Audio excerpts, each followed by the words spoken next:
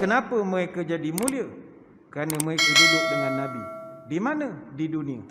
Nah, kalau duduk di dunia pun sudah mulia, apatah lagi duduk di surga, lagilah mulia.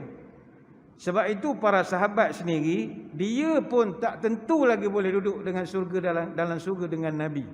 Maka berbondong-bondonglah mereka ini merayu pada Nabi, bagilah peluang mereka duduk sekali dengan Nabi di surga. Ada ramai di kalangan para sahabat yang merayu. Antara yang terkenal adalah Rabi'ah bin Ka'ab al-Aslami radhiyallahu anhu. Dia ni mikir, macam manalah aku esok di hari akhirat. Nabi hai dia dah sibuk, kita hai kita dah tak jumpa lalu dah kita lepas ni. Maka dia pun beritahu kepada Anas, boleh tak dia berkhidmat di rumah Nabi untuk nak buat kerja-kerja di rumah. Kata Rabi'ah, kuntu abitu ma'a Rasulillah fa ataituhu biwudu'ihi wa hajatihi. Aku pun tidurlah di rumah Nabi. Waktu malam aku bangun, aku bawakan air wudu untuk Nabi ambil air semayang. Nabi nak minum air, aku buat. Nabi semayang malam, aku tunggu. Sampailah dekat subuh. Faqala li sal. Maka kata Nabi kepada Rabi'ah, wahai Rabi'ah, sal, mintalah. Minta sekarang. Maka Rabi'ah bin Ka'ab al-Aslami, dia kata, ya Rasul, saya bukan nak upah. Tak ada apa, ni ikhlas buat kerja ni. Nabi ulang lagi perkataan yang sama. Sal, minta sekarang. Saya bagi peluang minta, minta sekarang. Tak ada, ya Rasul, saya ikhlas khidmat. Nabi ulang kali ketiga. Sal, baik minta sekarang. Maka ketika itu kata Rabi'ah, as'aluka murafaqataka fil jannah.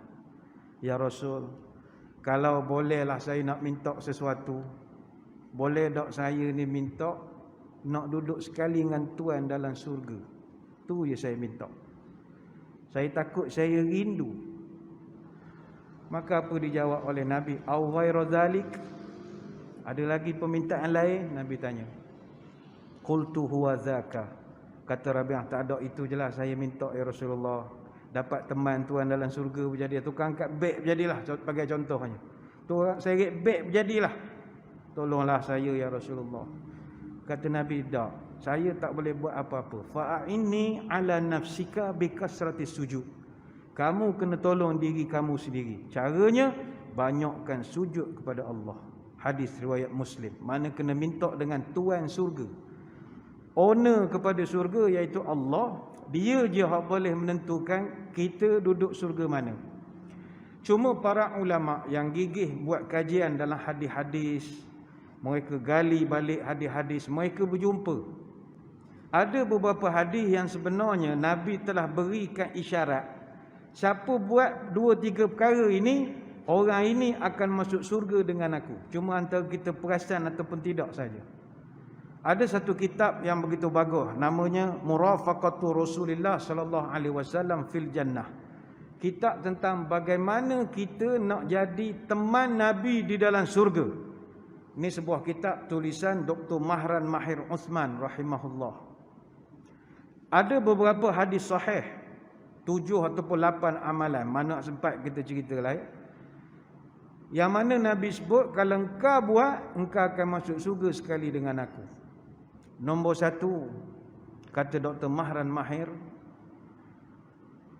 hadis pertama Nabi pernah sebut sebagaimana riwayat daripada Jabir, inna min ahabbikum ilayya wa aqrabikum minni majlisan yaumal qiyamati ahasinakum akhlaqa.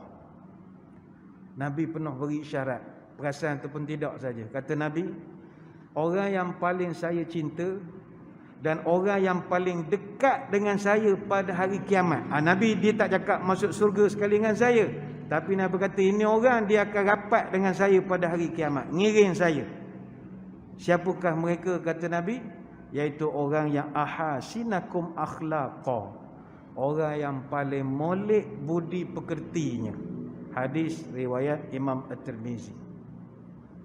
Maka hadirin hadirat sekalian, siapa-siapa nak masuk surga sekali dengan Nabi, nombor 1, perangai kena berjuruh, perangai kena molek.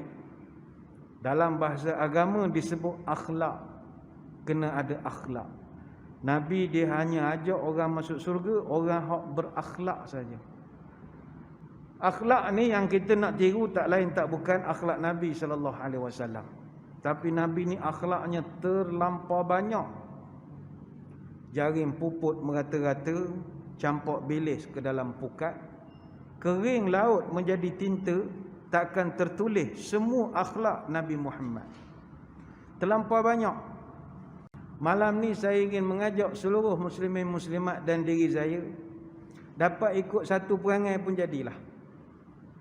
Salah satu daripada perangai Nabi yang kita kena ada adalah sifat mengenam budi. Nabi orang hak sangat mengenam budi. Dan percayalah dalam masyarakat kita sekarang di Malaysia, orang Melayu, perangai mengenam budi ni dah hampir puput. Padahal nenek moyang kita pun mengajar sifat mengenam budi ni. Kalau tak tahu membalas budi, daripada hidup baiklah mati. Kalau tak ingat budi orang, hidup hina macam binatang. Apa tanda orang celaka?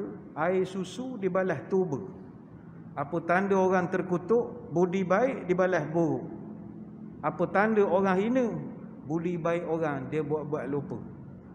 Orang tua-tua kita marah, kita tak mengenam budi orang. Sebab itu Nabi SAW sendiri adalah seorang insan yang sangat mengenam budi orang, jasa orang. Ada satu riwayat daripada Ibnu Umar radhiyallahu anhuma. Nabi pernah menyebut, man sana'a ilaikum ma'rufan fakafi'uhu fa illam tajidu ma tukafi'u bihi fad'u lahu hatta tarau annakum qad kafatumuhu. Nabi pernah sebut, siapa yang pernah buat baik pada awak, maka balaslah balik kebaikan dia itu. Kalau engkau tak mampu nak membalasnya, doakanlah dia yang baik-baik sampai engkau yakin bahawa dengan doa itu engkau telah balas semua jasa dia. Hadis riwayat Abu Daud dan juga An-Nasa'i. Orang buat baik masa kita zaman budak, zaman sekolah, dia tolong bagi duit belanja, kita nak balas pun dah tak terbalas. Doakanlah saja, doakan. Balaslah kebaikan dengan kebaikan. Dalam Quran pun Allah Ta'ala suruh perangai begitu. Hal jazaul ihsani illal ihsan. Tidak ada balasan kebaikan kecuali engkau balas dengan kebaikan juga. Surah Ar-Rahman ayat 60. Saya ingin berkongsi dengan muslimin muslimat beberapa kisah bagaimana Rasulullah sallallahu alaihi wasallam dia sangat ingat kepada orang yang banyak berjasa dalam hidup dia. Ni perangai Nabi. Orang yang banyak tolong dia, dia ingat walaupun orang tu bukan Islam. Pertama yang Nabi sangat ingat, nombor satu siapa? Halimatus Sa'diyah. Kenapa Nabi begitu ingat pada Halimatus Sa'diyah? Kerana Nabi kita, dia dalam sejarah dia menyusu pertama dengan Thuwaibah. Yang kedua dia menyusu dengan Halimah binti Abi Zu'aib As-Sa'diyah radhiyallahu anha. Jadi Nabi kenang jasa dia. Apa jasa dia? Selain daripada menyusukan Nabi, dia juga yang mengajar Nabi berbahasa Arab dengan fasih.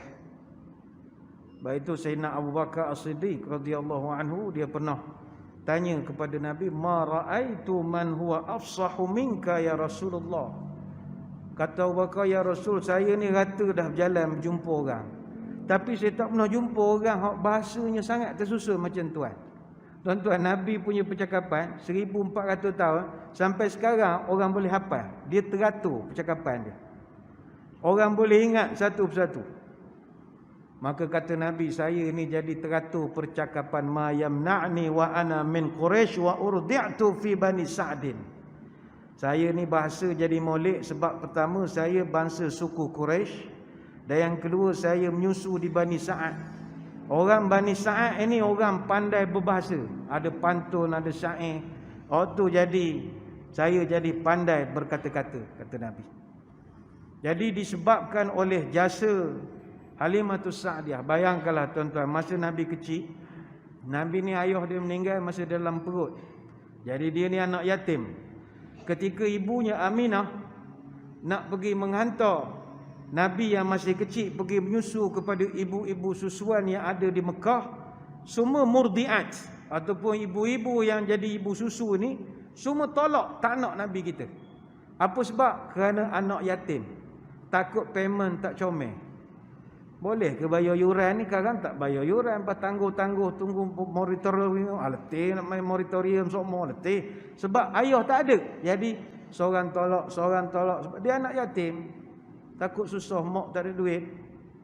Tapi Halimah As-Sa'diyah, dia sudi terima Nabi. Nabi duduk dengan Halimah 2 tahun plus 2 tahun. 2 tahun pertama dia duduk, lepas peristiwa pembelahan dada, Aminah Halimah takut Nabi ni colek dia orang curi organ ke apa ke. Jadi dia pulang balik pada Aminah, biar Aminah jaga sekejap, pulang balik kepada Halimah As-Sa'diyah, jaga lagi 2 tahun. Dia balik duduk dengan Aminah, umur 6 tahun Aminah meninggal, dan kita tahulah sejarah seterusnya. Jadi Nabi sangat termakan budi dengan Halimah As-Sa'diyah. Sebab itu ketika zaman orang Islam diboikot di Mekah, Nabi telah kirim unta yang syarat dengan muatan air dan 40 ekor kambing khas untuk keluarga Halimah As-Sa'diyah. Nabi kenal jasa. Ketika Nabi kahwin dengan Khadijah, Nabi undang Halimah As-Sa'diyah ke majlis perkahwinan dia. Nabi bila mak susuan datang, dia tak ada mak. Jadi ibu susuan dia memang mak dia lah, tak pakai semayang. Kejapkan dia peluk, kejapkan dia baring atas peha dia, terlampau manja dengan Halimah As-Sa'diyah. Sehingga kata Khadijah, aku heran, patutnya malam pengantin dia sibuk dengan aku. Dak, malam tu dia duduk dengan mak dia luar. Borok sampai pagi, suka sangat. Wah borok. Sehingga kan hari esok bila Halimah As-Sa'diyah nak balik, Khadijah pun beritahu kepada Halimah As-Sa'diyah, wahai ibu, saya tak pernah tengok orang yang disayangi oleh suami saya melainkan ibu. Luar biasa sekali. Disebabkan suami saya sayang ibu, saya pun wajib sayang ibu. Nah, saya bagi hadiah 40 ekor kambing, bawa balik ke kampung. Ini menantu solehah. Tak ada nak bergaduh dengan mak tu. Kalau menantu kita, tarik muka dah. Mana suami dia sibuk duk dengan mak, dengan adik-beradik, tinggal bini duk dalam. Jadi kelahi pula dia, jadi suami isteri, jadi kelahi. Ni tak, ini menantu solehah. Bukan dia bagi 4 kilo, 40 ekor kambing. Hadiah pula pada mak tu, sayang.